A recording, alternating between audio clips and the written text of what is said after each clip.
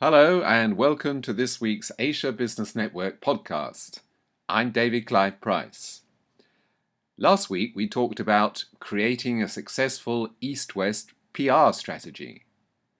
And this week we're looking at another real-life challenge when doing business in Asia, how to navigate the minefield of business etiquette in different Asian countries.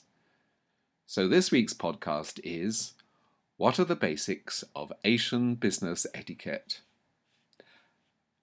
I read somewhere recently that the best way to approach the differences of culture and etiquette in Asia between different countries, and to avoid confusion with Western cultural norms, is to group Asian countries under their primary means of eating, chopsticks or hands.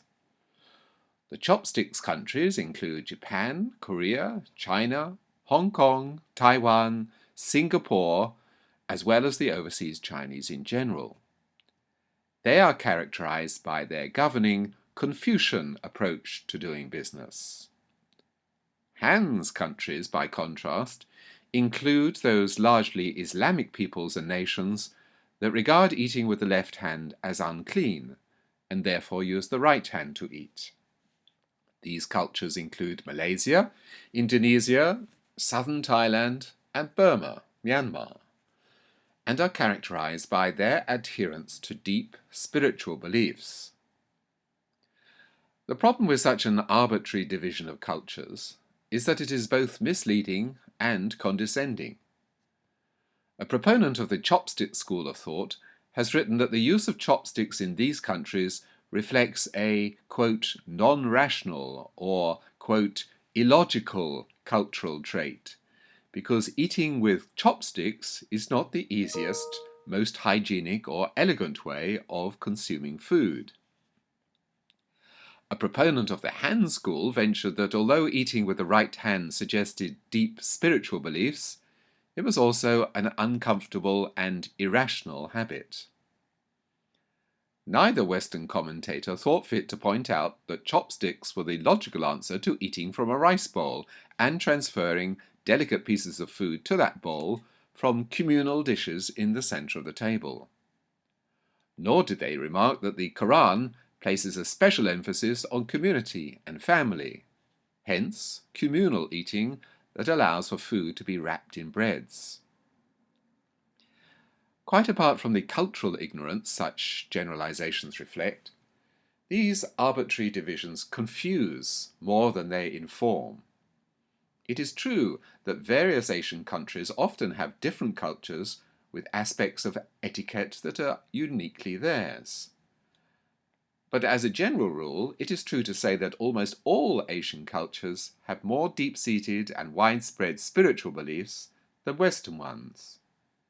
In terms of business etiquette, this often translates into a higher degree of formality, more gestures of respect, and more concern with correct titles, among other refined manners. Japan and South Korea are not the only ceremonious countries in Asia.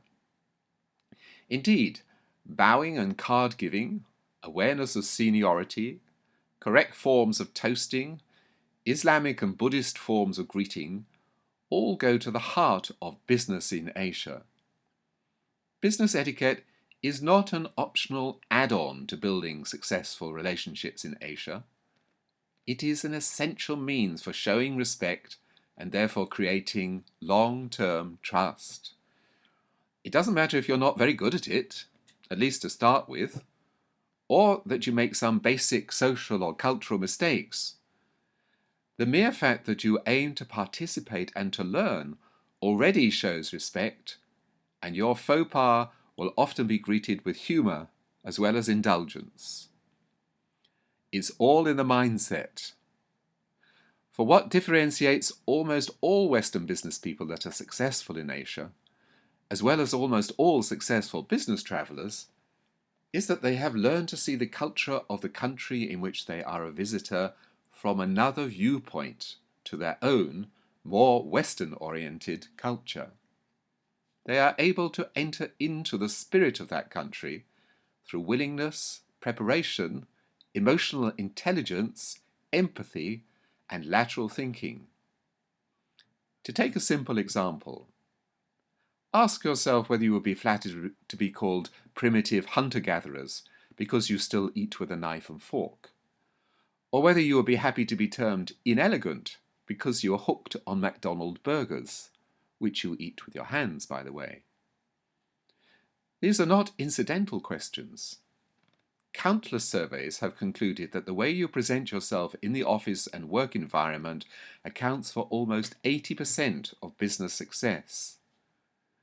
Business is often based on first and ongoing impressions, body language, common courtesies, and attention to small details. How much truer is this in an Asian context, where fitting in and collective harmony are at a premium, as well as building long-lasting relationships and saving face, avoiding embarrassment at all costs. Showing some interest of and interest in local customs, demonstrating a personal interest in the family, lifestyle, travel plans and hobbies of your partner, all these build personal rapport and create the trust that is so central to building profitable business relationships and partnerships in Asia. I'd love to hear from you if you have tips or comments about doing business in China or in Asia as a whole. You can leave them at my blog, www.davidcliveprice.com/blog. And of course, please subscribe if you want more on-the-ground intel like this. Just add yourself to the subscription box on www.davidcliveprice.com. And for more news and views on doing business in Asia, you can subscribe to this Asia Business Network podcast on iTunes, YouTube, or Google+.